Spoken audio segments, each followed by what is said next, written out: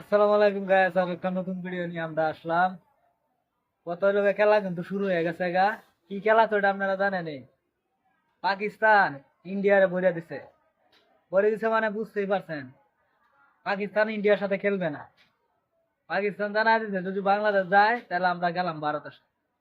তা বাংলাদেশ যদি যায় তাহলে স্কটল্যান্ডের কি করবো? স্কটল্যান্ড তো একটা প্রস্তুতি ম্যাচ খেলেছে আফগানিস্তানের সাথে। মানে এই দলটা সরাইবো না বাংলাদেশে নিব? খেলা কিন্তু শুরু শুরু হয়ে গেছে। আইসিসি লস কত জানেন?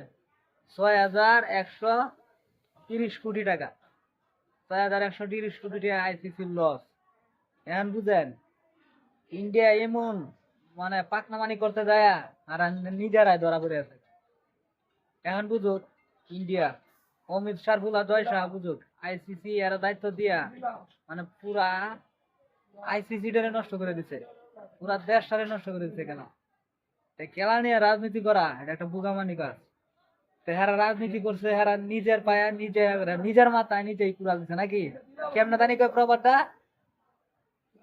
নিজের পায়ে না নিজের পায়ে, নিজের পায়ে নিজেই কি করছে? কুড়াল মারছে।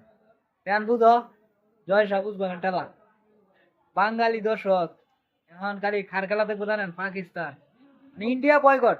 বাংলাদেশ আর কোনো ইন্ডিয়ার কোনো সাপোর্ট করবে না। ঠিক আছে? 6,130 কোটি টাকা লস, এটা সাধারণ কথা।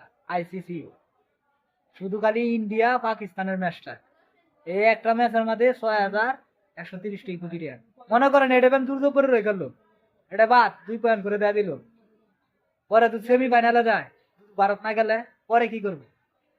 পরে কি করবে রে শাহিন? পাকিস্তান খেলবে না, কারণ বাংলাদেশের সাথে এটা অন্যায় হয়েছে। যে বলা চ্যাম্পিয়নশিপ খেলা হয়েছে, এবার ইন্ডিয়া কইছে পাকিস্তানের মাঠে খেলতাম না আমরা, এই বুনিতে কথা বেনু সরাই আলাইছে। ইন্ডিয়ার ক্ষেত্রে আইসিসি সবকিছু ঠিক থাকে, বাংলাদেশের ক্ষেত্রে খেলা আইসিসি ঠিক থাকে না।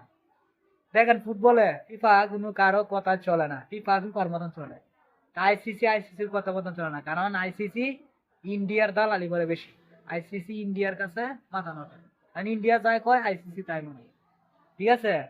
আর ইন্ডিয়াতে খেলা হয় কিনা সম্ভব না, কারণ যে ভাইরাস ঢুকছে, ইংল্যান্ড মনে হয় না যাইব। দর্শক কেমন হলো কমেন্ট বক্সে জানাইবেন। ঠিক আছে?